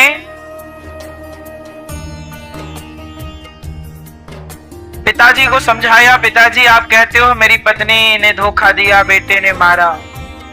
अच्छा बताओ, इस संसार में सबसे बड़ा धोखेबाज कौन है? मैया क्या बोलती तू? सबसे बड़ा धोखेबाज कौन? मैया, ओ मेरी माँ। चश्मा वाले भैया बताएंगे, गुलाबी कुर्ता वाले। इस संसार में सबसे बड़ा धोखेबाज कौन है? हैं? पड़ोसन?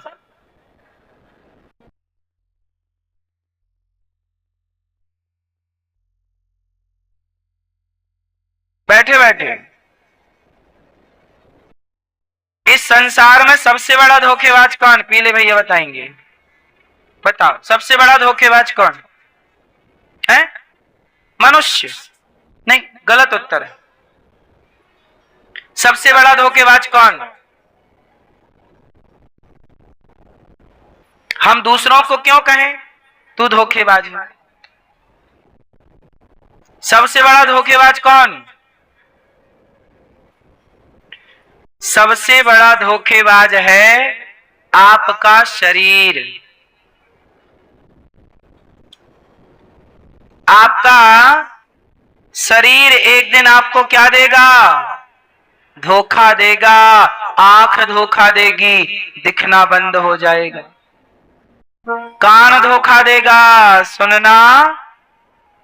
पांव धोखा देंगे, एक दिन आपके चलना बंद हो जाएगा। हाथ धोखा देंगे, एक दिन आपके उठना। बोलो मेरी माँ, सही है कि गलत है? साची के लवरी?